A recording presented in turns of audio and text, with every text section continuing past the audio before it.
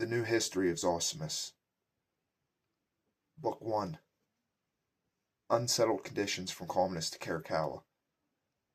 7. After him several worthy sovereigns succeeded to the empire. Nerva, Trajan, and afterwards Hadrian, Antoninus Pius, and the brothers Varus and Lucius, who reformed many abuses in the state, and not only recovered what their predecessors had lost, but made it likewise some new additions. But Commodus, the son of Marcus, on becoming emperor, addicted himself not only to tyranny, but to other monstrous vices, until his concubine Marcia assumed the courage of a man and put him to death, and the empire was conferred on to Pertinax. But the imperial guards, being unable to submit to the strictness of his discipline, which caused them to mutiny and murder him, Rome was on the point of becoming a seat of anarchy and disorder, while the praetorian soldiers, who were intended for the protection of the palace, attempted to deprive the Senate of the power of appointing a sole ruler. And the empire being now put on, as it were, to sell, Didius Julianus, at the instigation of his wife, assisted by his own folly, produced a sum of money with which he purchased the empire, and exhibited such a spectacle as the people had never before witnessed.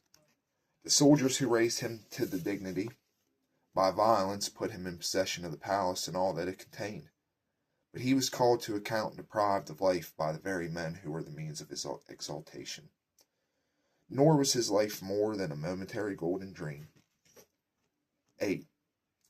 At his removal, the Senate consulted whom to elect emperor, and fixed on Severus. But Albinus and Niger, pretending a right to the throne at the same time, a furious civil war broke out between the competitors, the cities being divided between the different parties. On this great commotion were excited in Egypt and the eastern parts of the empire, and the Byzantines, who espoused the cause of Niger and entertained him, were ready for the most dangerous of enterprises, until he was vanquished by Severus and killed. After him Albinus likewise took leave of the empire and the world together, and thus the sole power now devolved on Severus. He therefore applied himself to the correction of the enormities that had sprung up, punishing severely the soldiers that had murdered Pertinax, and delivered the empire to Julianus.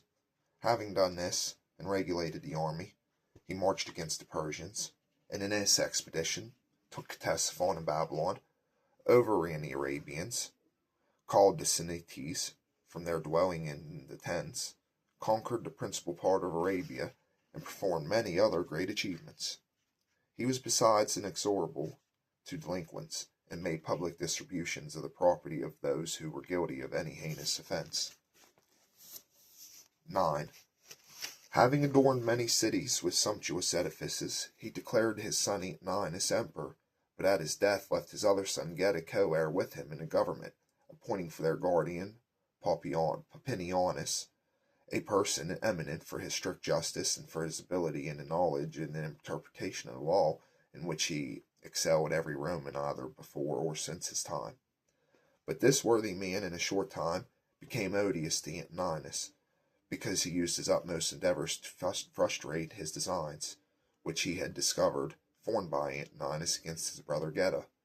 He resolved therefore to remove this obstacle, and concerted with the soldiers the destruction of Papinianus.